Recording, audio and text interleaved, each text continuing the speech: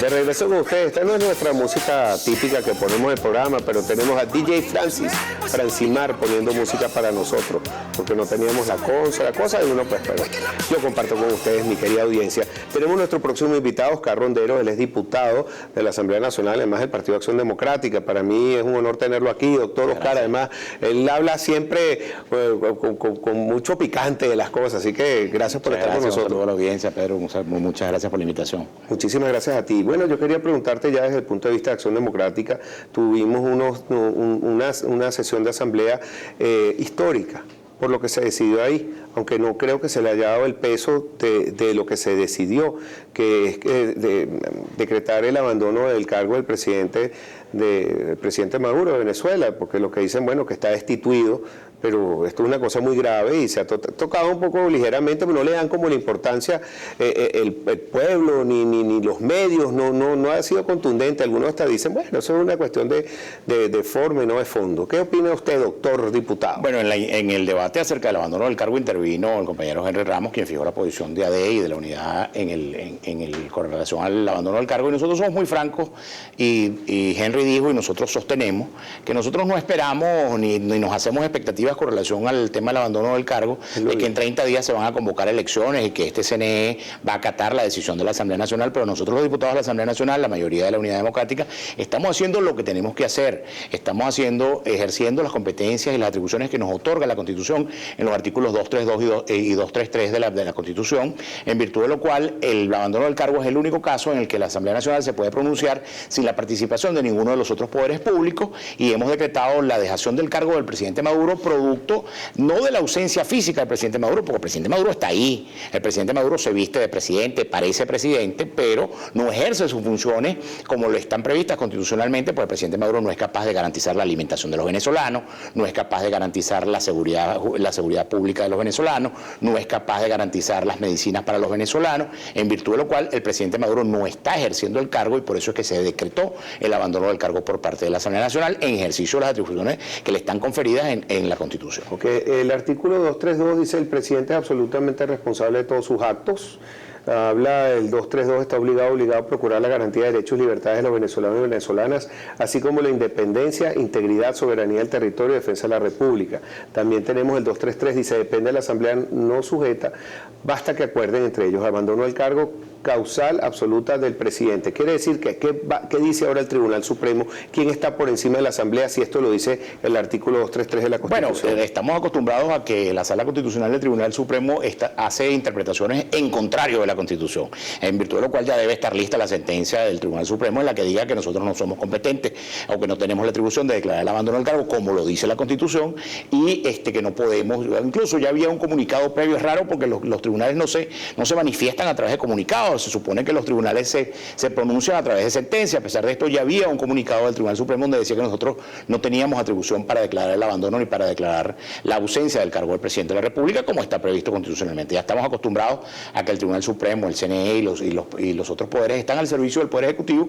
en virtud de lo cual dictan ese tipo de sentencias, incluso en interpretación contra legen de la Constitución. En cuanto al desacato de los diputados, se votó en esa misma sesión, se votó que no se había votado, aunque se habían desincorporado, pero se hizo la votación de desincorporar nuevamente a los diputados del Amazonas. ¿Qué pasa si el Tribunal Supremo de Justicia dice: esa asamblea es irritar la nueva junta directiva y no tienen ningún tipo de legislación, tienen que volver a la anterior, y entonces desacatar nuevamente a los diputados, volver a nombrar la nueva junta directiva, y se puede pasar todo un año en eso? ¿Qué va a pasar ahí? El pronunciamiento con relación al desacato se produce en virtud de una solicitud de los propios diputados de Amazonas, una comunicación donde ellos piden que se les desincorpore, un poco a los fines de destrabar la situación de desacato en la que el gobierno dice que la Asamblea Nacional está.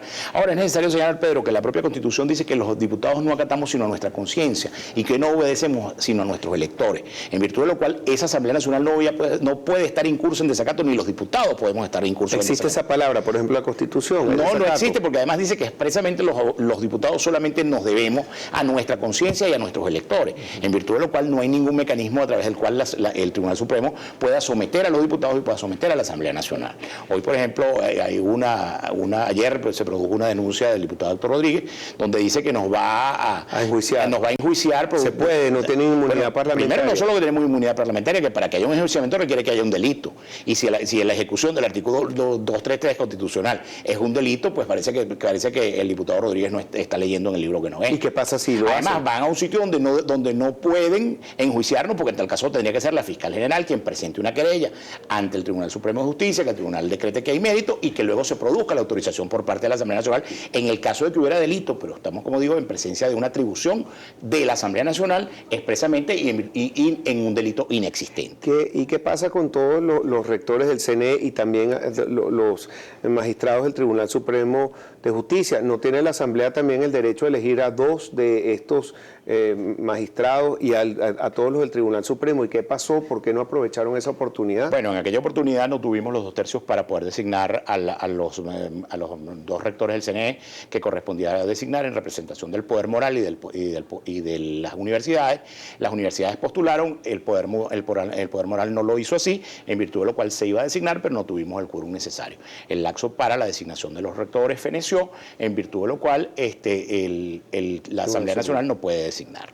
Y en el caso del Tribunal Supremo de Justicia, en su momento se designó el Comité de Postulaciones que presidía el diputado Carlos Berrizbeitia, y el Comité de Postulaciones presentó sendo informe con relación a todas las irregularidades. Incluso hay constancia de una declaración de una ex magistrada donde dice que se le obligó a renunciar producto de que el chavismo iba a perder las elecciones y que si no se designaba antes de que la asamblea anterior saliera, la nueva asamblea iba a designar un tribunal no afín al gobierno, como debería ser un tribunal independiente. Ahora, y este tema siempre lo toco, que se plantea entonces un fraude dentro del sistema electoral venezolano en cuanto el CNE no se ha pronunciado, el Tribunal Supremo sí. Entonces ustedes se incorporaron, pero ahora tienen que ir, bueno, ¿por qué tuvimos que sacar a estos diputados? ¿Cuál fue el delito? Y si se puede hacer fraude, ¿cómo vamos a ir a nuevos procesos electorales? Es importante señalar que en el caso de los diputados de Amazonas, el Consejo Nacional Electoral proclamó a los diputados de Amazonas legítimamente. Además, todos los pronunciamientos que hay en el juicio de nulidad de la elección de Amazonas, el CNE se pronuncia diciendo que la elección es legítima, que no hubo fraude en ella y que los diputados deben permanecer. Pero hasta la presente fecha hay una medida cautelar, un año después, no se ha decidido en la sala electoral cuál es la consecuencia del resultado de la elección de Amazonas, porque solamente admite 2 consecuencias. Una, que se produzca la nulidad de la elección y se repita la elección, donde con toda seguridad el gobierno volvería a perder la elección, por eso la deja en el limbo, o donde ratifique lo que dice el CNE y lo que dice el acta de proclamación de los diputados de Amazonas, que simple y sencillamente fueron electos legítimamente y que deben permanecer en el cargo. Y cuando se desincorporaron estos diputados, no se pusieron estas condiciones, ok, los desincorporamos, pero necesitamos en tantos días que por favor se lleve alguna solución de algún tipo, porque tienen 3 estados que no tienen representación. Así es, la representación indígena del sur, del estado Apure y Amazonas, y toda la representación del estado Amazonas, incluso la electa por el chavismo. El gobierno habla de diálogo y entre los compromisos de la mesa de diálogo estaba, Pedro, el tema de resolver el caso de los diputados de Amazonas. Decía primero que nosotros íbamos a acatar la decisión y que el gobierno se comprometía a producir la sentencia en el término más breve posible. Nosotros acatamos la decisión y el gobierno no ha producido hasta la fecha de hoy la sentencia correspondiente. Tienen una oportunidad el 13 de enero con estos facilitadores de un diálogo donde pueden hacer algún tipo de reclamo. Yo estoy a favor del diálogo. No sé si van a venir los facilitadores. Eso no se sabe todavía. ¿Qué sabes tú por ahí? Yo no sé nada, pero vamos a esperar a ver si el 13 están aquí todos los facilitadores. Tienen que estar todos. Bueno, no sé, pero no creo que estén los más importantes. ¿Quiénes son? ¿El Vaticano? El Vaticano, el presidente Rodríguez Zapatero, el presidente Martín Torrijos y el presidente Leonel Fernández. Si vinieran. Esos son los cuatro facilitadores que deberían estar para el día 13 si vinieran. Si vinieran, ¿cuál es la posición de Acción Democrática o de la MUD? La posición de Acción Democrática y la posición de la MUD en general es que nosotros no podemos participar de un diálogo que no tiene resultados. El gobierno se comprometió a una serie de cosas en los compromisos del diálogo y no ha hecho honor a la palabra que empeñó. Por ejemplo, el gobierno se comprometió a liberar a los presos políticos y hoy día hay 18 presos que tienen una orden de libertad decretada por un juez y por una decisión de un funcionario policial del SEBIN no están en libertad. ¿Qué democracia es esa donde una decisión judicial está por debajo de una decisión de un funcionario policial. ¿Cómo se puede presionar para que eso ocurra? Bueno, simple y sencillamente, ahí habría que ver cuál es la postura del defensor del pueblo, habría que ver cuál es la postura de ese juez que decretó esas libertades y que no ha sido capaz de ejecutarlas, y cuál es la posición del Ministerio Público, que está obligado a resguardar el debido proceso. Okay. Bueno, te tengo que llevar al campo de la política, de lo que está pasando en el país, los cambios o enroques que hizo el presidente en todos los que están gobernando con él, lo que es el vicepresidente, el nuevo Ministerio de Educación, el nuevo Ministerio también de Cultura, el nuevo también ministro y vicepresidente en el área económica. ¿Por qué esta movida de mata? ¿Qué es lo que interpretan ustedes? ¿Qué es lo que está diciendo el presidente con estos nuevos que están llevando estos gobernadores, que están llevando adelante el país? Bueno, creo que esto es peor de lo mismo. Digo peor de lo mismo, por ejemplo, nosotros tuvimos la oportunidad de compartir con el diputado Ramón Lobo, que ahora es el vicepresidente plenipotenciario de Economía, Finanzas. Fusionaron el Ministerio de Industria y Comercio con el de Finanzas y le entregaron todo ese poder a Ramón Lobo. Yo no creo que Ramón Lobo sea el gurú de la economía que pueda resolver la grave situación que tenemos los venezolanos, un 800% de inflación, un 23% de la caída del Producto Interno Bruto. Es decir, pareciera que Ramón Lobo no es precisamente el más indicado para ello. Quería hacerte esta pregunta sobre un diputado, creo que es de Voluntad Popular, que pusieron preso, no sé si se allana la inmunidad parlamentaria, ¿qué es lo que está pasando? Sí, el diputado Gilbert Caro del Partido Voluntad Popular del Estado Miranda está detenido en el SEBIN de Naguanagua desde tempranas horas de la tarde. Obviamente eso se trata de una violación a la inmunidad parlamentaria del diputado, se trata de la aplicación de la represión por parte del régimen frente a la conducta disidente del Partido Voluntad Popular, de los partidos de la Unidad Democrática, y frente a la postura nuestra firme de hacer las observaciones y ejercer las atribuciones que tenemos previstas constitucionalmente. Esto se trata de un abuso por parte del gobierno y así debemos denunciarlo. Estábamos en la pregunta que ¿qué piensas tú, o piensa Acción Democrática, como que lo quieras abordar, sobre estos nuevos funcionarios públicos que eligió el presidente en los ministerios y en todos los puestos de gobierno nuevos? Sí, bueno, creemos que esto es peor de lo mismo, esto es una radicalización en el ejercicio del gobierno. Ya decía yo, pues, por ejemplo, el nuevo superministro de Economía pareciera no ser el más faculto para ese cargo. Están regresando figuras que ya estuvieron antes en el gobierno, como el caso del diputado Elías Agua, quien regresa ahora al Ministerio de Educación. Pareciera que implementar el nuevo currículum comunista que pretenden imponer. Igualmente el caso de la presidencia del vicepresidente Tarek El Aissami, que parece que ya empezó a ejercer más que el presidente Maduro, porque ya designa a los directivos de Pequiven, ya destituye al anterior, lo pone preso, incluso ya empieza a ejercer como jefe del comando antigolpe, mientras que el presidente Maduro está en Nicaragua. ¿Qué significa ese comando antigolpe? ¿Tiene algo que ver con la decisión de la Asamblea Nacional? En la Asamblea Nacional hemos dicho con mucha claridad que nosotros no estamos en plan de derrocar, nosotros estamos en plan de derrotar. Por eso nosotros hemos pedido que se hagan las elecciones. ¿Cómo es que en Venezuela dicen ellos que hay democracia y no hay elecciones? Una democracia donde no se respeta la separación de los poderes públicos, una democracia donde no se hacen elecciones, simple y sencillamente no es democracia. En virtud de lo cual nosotros hemos venido diciendo que la solución para esta situación es que los venezolanos se pronuncien, que el colectivo se pronuncie, que la gente y la ciudadanía decida cuál es el futuro que quiere para Venezuela. Y como los señores del chavismo están seguros que que la gente lo que quiere para Venezuela no es que ellos continúen en el poder, por eso no hacen elecciones. Por eso no permitieron el referéndum revocatorio, por eso no hicieron las elecciones de gobernadores que estaban previstas para diciembre del año pasado, y lo que debemos exigir es que le pongan fecha cierta a las próximas elecciones. Democracia sin elecciones no es democracia. Ya que hablas del tema electoral, y uno de los escenarios, acabamos de tener una entrevista increíble con José Toro Hardy, donde planteamos todos los escenarios, y uno de ellos pasa por el electoral definitivamente. Es más, el presidente de la Asamblea Nacional ha sido uno de los temas que más ha tratado de enfocarse, sobre todo en su discurso, que tenemos que recuperar las elecciones en Venezuela porque las perdimos. Estamos en cero, estamos en un sistema muy primitivo. Bueno, a partir de enero de este año, todos esos gobernadores están usurpando ese cargo, pues su término feneció el 31 de diciembre. Y se puede decir que hay que desacatarlos de alguna manera. Bueno, esos señores se les venció su periodo para el que habían sido electos, y en algunos casos hay un grupo de gobernadores encargados de estos nuevos ministros que han venido al gobierno. El caso del estado de Aragua, donde era gobernador el vicepresidente, el caso del estado Cogede, el caso del estado Anzoátegui, etcétera. Y se puede entonces elegir a dedo ya los Pero ya los eligieron a dedo a través de un mecanismo indirecto, y esos gobernadores, los que son elegidos a dedo, por supuesto, son mucho menos legítimos, pero los que fueron electos en el proceso anterior, también ya les ha fenecido su periodo, en virtud de lo cual ya a partir de ahora se puede decir que ellos están usurpando ese cargo. Que desde el año pasado, su compañero Henry Ramos Alup ha venido anunciando una posible candidatura presidencial, aunque sea por transición. Él sigue en pie porque lo ha hablado en distintas oportunidades. ¿Qué piensas tú? Sí, bueno, Henry junto con otros hombres de este país son de la alternativa democrática, Henry es tal vez uno de los hombres mejor equipados para asumir una responsabilidad de este tipo. Pero creemos que está primero el tema de la solución país, está primero salir de este gobierno nefasto que nos ha traído casi que a finales del siglo XIX, ya no hay agua, ya no hay luz. Es decir, estamos casi que al término de la guerra federal, más o menos es la situación a la que nos han traído estos señores. Primero hay que resolver el tema país, y el nombre de Henry Ramos y el de otros factores en la unidad están a la orden, y con toda seguridad harían un mejor gobierno que estos señores. Ok, no te vas a salvar la pregunta, porque después que esté resuelto el tema país, ¿quiénes serían para ti los contrincantes para esa presidencia? ¿Se hablaría de una transición, de un periodo de 2 años? ¿Se hablaría ya de una elección para...?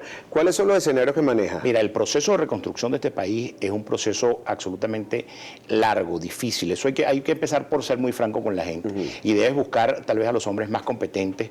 Los países en sus peores situaciones buscan a los hombres más competentes, a los hombres más formados.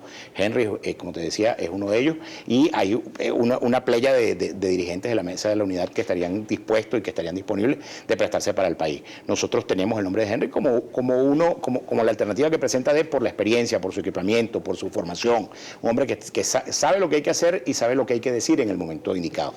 La mejor demostración fue su presencia en la presidencia de la Asamblea Nacional. Bueno, la última vez que hablé de este tema con Luis Vicente León de Data Análisis, él tenía 4 candidatos pero son 5, él dice 4, que son Leopoldo López y Enrique Capriles, los dos Henry Ramos y Henry Falcón, y yo incluyo ahí, aunque a él no le guste que lo nombremos, que es Lorenzo Mendoza. Bueno, Del lado del gobierno, ¿cuáles estarían? Yo creo que la posición de Lorenzo es muy seria. Yo creo que zapatero a su zapato. Él es un excelente empresario, y creo que cuando los empresarios han venido a la política no les ha ido del todo bien. Los otros 4 son 4 actores de la política nacional, que cualquiera de ellos 4 estaría perfectamente facultado para asumirlo. Y por otro lado, yo creo que el escenario del proceso de reconstrucción del país requiere del concurso de todos, requiere de la participación de todos, porque el desastre que van a dejar estos señores, aquí quien venga le va a tocar administrar un país en ruina. Ok, la semana que viene empieza un nuevo periodo presidencial en los Estados Unidos, Donald Trump a la cabeza, con sus ideas un poco, hay que entenderlas, hay que interpretarlas. Para mí, personalmente, él va a ser el primer presidente ejecutivo que vamos a ver en los Estados Unidos, no viene de la política, sino del mundo empresarial. Creo que puede hacer una buena labor para los Estados Unidos, sobre todo para los empresarios, crecimiento económico, la bolsa, etcétera. Pero también tenemos que ver el tema político y sobre todo diplomático internacional. Entra dentro de todo un acontecer político como la crisis con Rusia, Siria. Él no es el que mejor pueda manejar una crisis diplomática, porque mira todos los líos que tiene ahorita con México y que están tratando los mexicanos más bien de arreglarnos. ¿Cuál crees tú que sea la posición, y que si nos vamos a beneficiar o no en Venezuela de esta nueva candidatura, esta nueva presidencia de Donald Trump? Bueno, yo creo que la presencia de Trump para todos genera una gran expectativa. Trump es un tipo impredecible, para decirlo de alguna manera. Trump es un tipo que de repente se lleva bien con los rusos, pero de repente con sus vecinos mexicanos les acaba de arrebatar 4 plantas ensambladoras de vehículos, produciendo a lo mejor una situación en los Estados Unidos que podría encarecer el costo de los productos por el solo hecho de hacerlo en los Estados Unidos. Y además que hay unos acuerdos arancelarios. Claro, el señor Trump no le va a temblar la mano cuando tenga que decir vamos a producir petróleo de esquisto en los Estados Unidos y a lo mejor no comprarlo fuera. Es decir, nosotros los venezolanos podríamos ser víctimas también de la política Trump. O favorecernos. O favorecernos en la política Trump, pero como te digo, es una más caro y puede subir el precio, y Venezuela... Claro, pero es que con el nuevo esquema de precios, dentro del contexto de lo que decía el doctor Toro Hardy, el nuevo esquema de precios hace que el petróleo de esquisto pueda competir, porque como está más caro, tiene sentido producirlo en los Estados Unidos y no comprarlo fuera. Y más demanda de energía. Y no comprarlo fuera. Sí. Y del momento en que el precio sube, ¿Cuál es la virtud del petróleo venezolano y la virtud del petróleo del Golfo Pérsico? La virtud es que es un petróleo fácilmente de extraer, con un costo mucho menor que el costo que implica del petróleo y la cercanía geográfica y la cercanía geográfica de Venezuela, en virtud de lo cual yo creo que nosotros debemos tener un comportamiento como país, primero, expectante frente al tema Trump y segundo, prudente frente al tema Trump. No, las salidas destempladas como las que nos tenía acostumbrado el expresidente Chávez o las salidas destempladas del señor Maduro, yo no creo que sea precisamente Trump el que las vaya a tolerar con más tranquilidad. Muy buen punto, no creo que lo mandan a lavar el palto tan fácilmente como han dicho en distintas oportunidades. Así es. Diplomáticamente podemos entrar en un conflicto, ¿crees tú? No, yo no creo que vaya a haber un conflicto necesariamente, pero sí creo que la diplomacia debe imponerse y la prudencia debe imponerse en el gobierno, y en el gobierno es poco dado a la prudencia. Esa es la verdad. Es así. Un saludo final a la audiencia para... Bueno, un saludo a todos los venezolanos en medio de esta crisis profunda que estamos viviendo, un gobierno que está que cada día presiona más los estándares democráticos, que cada día disminuye más los estándares democráticos. Hoy con la detención del diputado Gilbert Caro, con el acoso a la Asamblea Nacional producto del ejercicio de tus atribuciones y competencias previstas constitucionalmente, y el llamado es a que los venezolanos apoyen a lo que estamos haciendo los parlamentarios. Los parlamentarios estamos haciendo cumpliendo con nuestra obligación y necesitamos el acompañamiento de la gente. Diputado Oscar Ronderos, muchísimas gracias por estar con nosotros. Muy buenas tardes, te esperamos pronto aquí. Y bueno, ojalá que todo sirva para mejorar la democracia y las libertades constitucionales que tenemos los venezolanos. Muchas gracias por la labor que hace. Bueno, ya regresamos con más para ustedes aquí en Con Todo y Pensini. Globovisión, no se aparte de nuestra sintonía.